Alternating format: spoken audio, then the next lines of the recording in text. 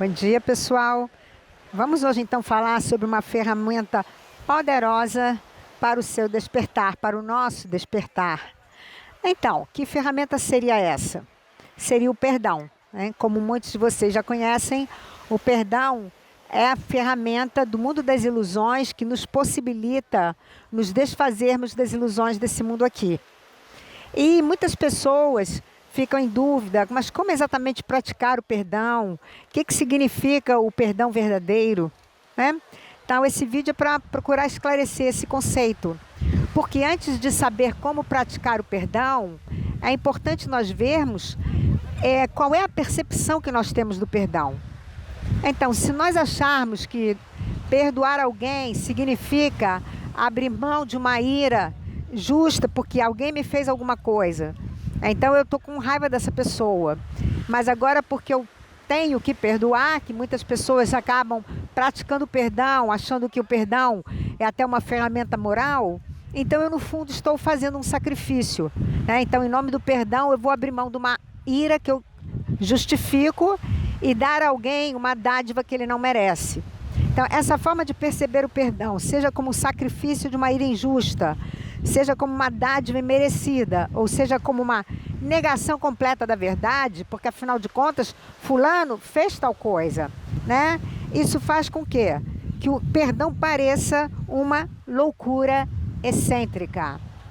Porém, há uma outra interpretação, né? Como nós sabemos, estamos falando aqui de um mundo de ilusões, um mundo em que é a projeção do nosso pensamento, né? Nós nos vimos separados do todo, nós nos vemos dessa forma e por isso nós projetamos um mundo lá fora. E muitas das feridas que nós experimentamos, dos ataques que experimentamos, que vêm lá de fora, no fundo são o quê? São projeções das nossas próprias sombras que nós temos no nosso interior. Então, lembrando o seguinte, que a principal dificuldade, então, para perdoar é quando a gente dá realidade ao mundo das ilusões. Então, é por isso que o perdão verdadeiro, requer que você olhe em quietude, e você não julga. Por quê? Porque o sistema de pensamento do ego vai olhar para tudo como um erro. E ao olhar para tudo como um erro, vai ficar difícil perdoar. Porque uma vez que os seus olhos, que a sua percepção reporte um erro que está acontecendo lá fora, já começa o julgamento, já começa a condenação.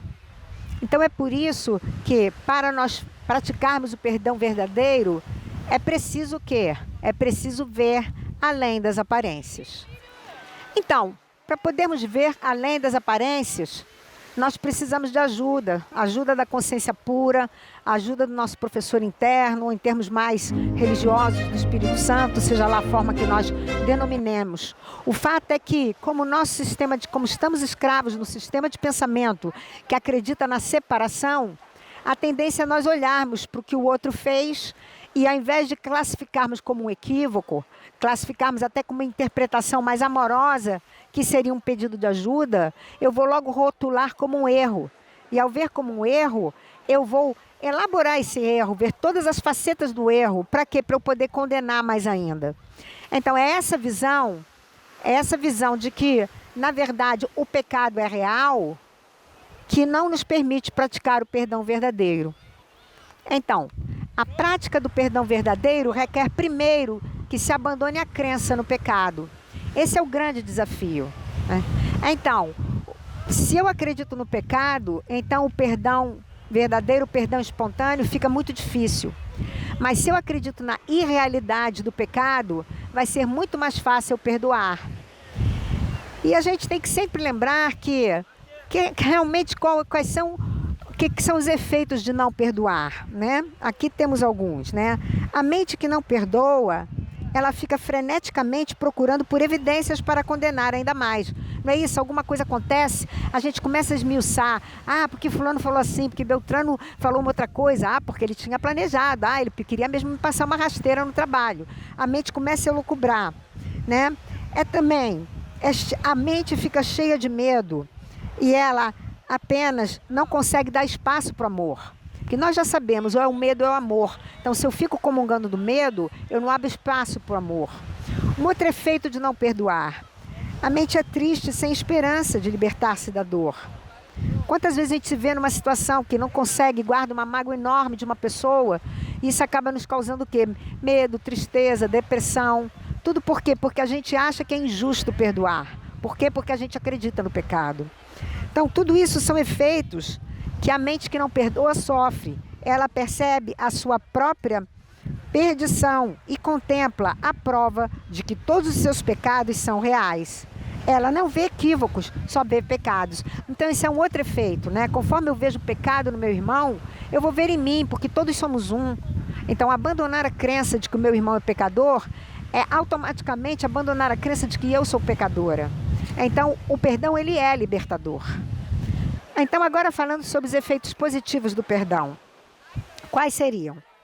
Ele é a resposta para a tua busca da paz. Porque enquanto a gente não perdoa, a gente não fica em paz. A gente acha que a gente está condenando o outro, mas no fundo a gente acaba, é aquela história, né? Enquanto a gente aprisiona alguém com as nossas mágoas, nós também somos aprisionados. Por quê? Porque o carcereiro acaba sendo tão prisioneiro quanto aquele que está sendo aprisionado.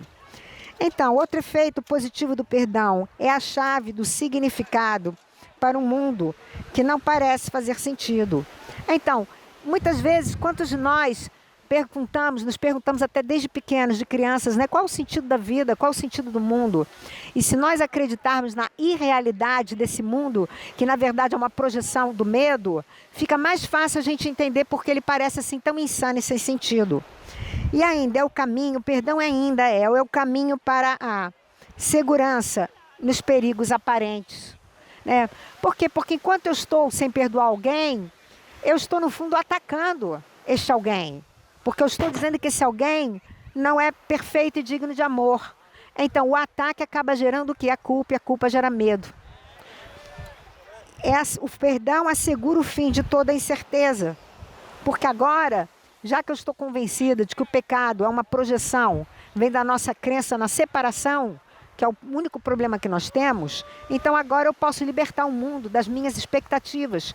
Eu posso libertar o meu irmão, que eu estou condenando, que ele praticou um erro, por quê? Porque eu esperava que ele tivesse feito algo diferente. Então toda mágoa vem de eu achar que alguém tem que se comportar de uma forma diferente. Aí como essa pessoa não se comportou da forma que eu queria, eu fico magoada e ressentida. Então, ele não vê equívocos e só pecados. Quer dizer, esse é o caso da mente que não perdoa. Mas a mente que perdoa, o que você acredita precisa perdoar, isso aqui é um outro enfoque que a gente tem que ver. Que aquilo que a gente acredita que tem que perdoar, na verdade, nós mesmos criamos as narrativas nas nossas cabeças, nas nossas mentes, né? O Eckhart Tolle, do Poder do Agora, ele fala muito sobre isso, né? Que nós não conseguimos ficar no agora, não conseguimos ficar apenas presente no que nesse momento aqui. Eu estou sempre me condenando e me ressentindo do passado, ou então eu estou ansiosa, com medo do futuro, do que está por vir, né? Poucas vezes nós, de fato, concentramos a nossa mente no agora. E se nós pararmos para pensar, toda essa condenação, toda essa narrativa que a gente tece em torno do nosso irmão, como pecador e que por isso não merece o nosso perdão, vem das nossas histórias de vida, vem os nossos traumas, as nossas histórias, e que agora a gente vê sendo encenado por alguém lá fora. E agora eu julgo esse alguém como não merecedor de perdão. Então é isso, pessoal, né? Então, vamos nos lembrar que para podermos praticar o perdão verdadeiro, que não é o perdão como o mundo entende, né?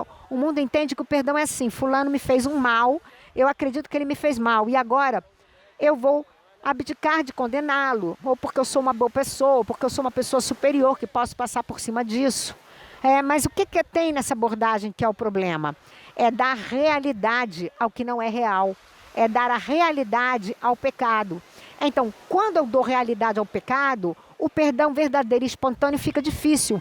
Mas se eu entender que o erro não é real, que na verdade nada acontece no nível da realidade absoluta, só no nível dos fenômenos, das ilusões, então eu posso, né? Eu já tenho uma consciência mais elevada e o meu perdão vai ser mais natural, mais espontâneo, vai simplesmente fluir.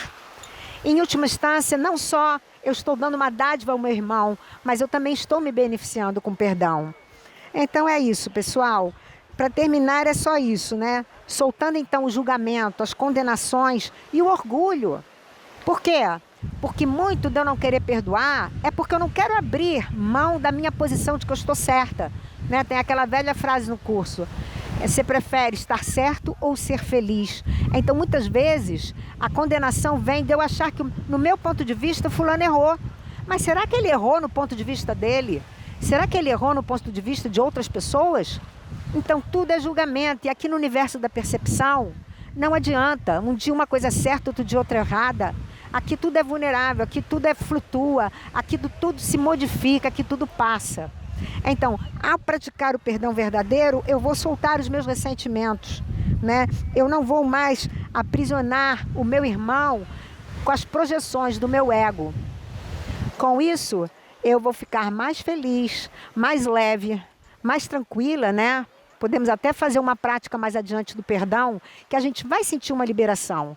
Eu vou me liberar e, ao mesmo tempo, vou estar oferecendo um lírio ao meu irmão, vou estar oferecendo uma bênção ao meu irmão. Eu vou estar dizendo: meu irmão, você não é culpado, você não errou, né? Nós somos puro amor como extensão na mente de Deus.